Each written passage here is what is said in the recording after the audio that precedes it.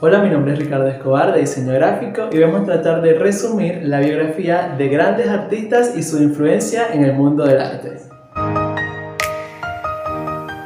Henri Matisse nació en Francia en 1869. Fue un gran artista del siglo XX junto a Picasso. Su revolucionario uso del color cambió la pintura y él encabezó una de las primeras vanguardias de la época, el fauvismo. Al ser joven, Matisse se marchó a París y se licenció en Derecho. Años más tarde entró en la fiebre de estudiar arte.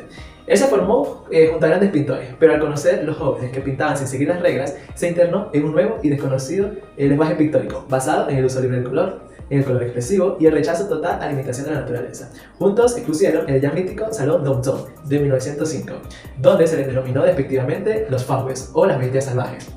Nombre que por el contrario adoptaron con orgullo.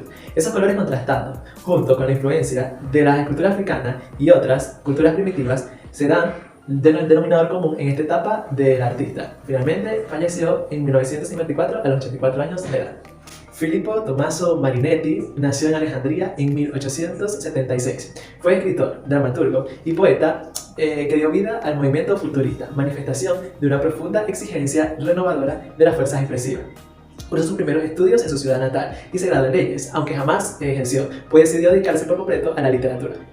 Contribuyó a difundir en Italia la poesía decadente y simbolista, y en 1905 fundó la revista Poesía, donde podían publicar sus escritos muchos jóvenes aún desconocidos.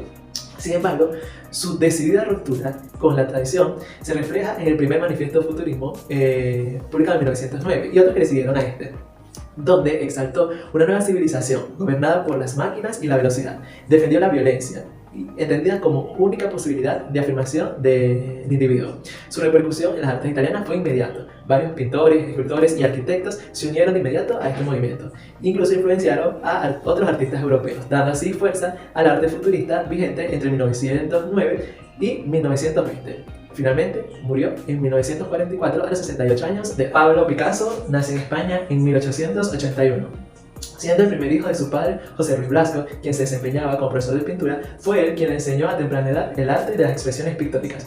En su juventud ingresa al Instituto de Enseñanzas Media de la Guarda, en donde da inicio a su formación académica en los estudios de las Bellas Artes. Desde su juventud contaba con el apoyo de su padre, quien lo animaba a participar en ceremonias oficiales. Finalmente, en 1897 participa con su obra Ciencia y Caridad en la Exposición Nacional de Bellas Artes de Madrid.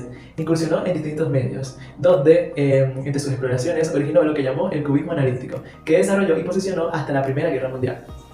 En el ocaso de su vejez, continúa realizando sus trabajos pictóricos de gran renombre hasta 1973, donde muere luego de una vida activa y llena de éxitos. Tristan Tzara nació el 16 de abril de 1896 en Rumania, reconocido como el fundador del movimiento dadaísta. El 5 de febrero de 1916 nació el movimiento dadaísta de la mano de Tristan y Hugo Ball. Para ellos, Dada es anti todo, anti-arte, anti-literatura. Por este principio, el movimiento no duró demasiado. Sin embargo, este mensaje fue expandiéndose y poco a poco se reprodujo en distintos campos artísticos. El caos, el azar, lo imperfecto resulta belleza. Tristan escribió primero en Zúrich y luego en París los primeros manifiestos del movimiento. Fue el autor de la famosa frase que intenta explicar el término del movimiento que dice Dada no significa nada. En 1930 deja a un lado el pesimismo y la esterilidad propia del dadaísmo y se interesa un poco más por el surrealismo. Finalmente se une a la resistencia francesa durante la Segunda Guerra Mundial. Salvador Dalí nació en mayo de 1904 en Ginebra. Cursó estudios en un colegio hispano-francés. Para 1916 empezó sus estudios de educación secundaria y en ese periodo fundó la revista Estadio, en la que publicó sus primeros escritos.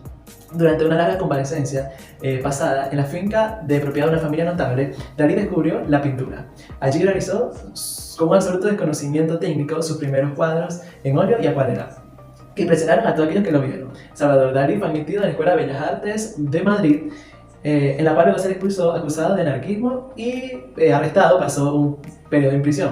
Al año siguiente conoció a Picasso y se unió a un grupo surrealista.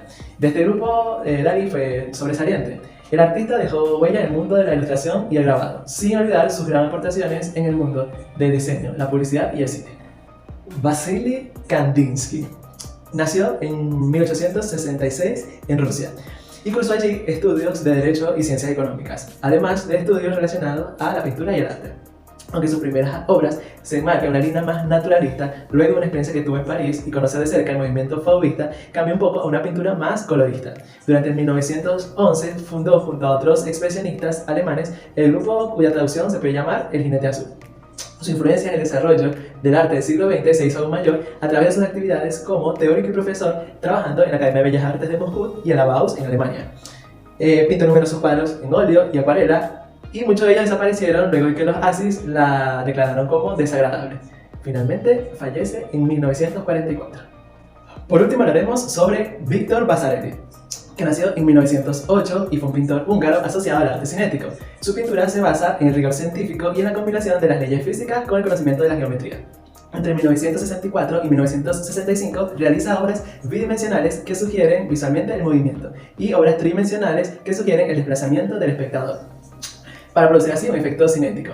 Por esta recibió grandes premios y a finales de los años 60 recibió nuevos reconocimientos por su trabajo.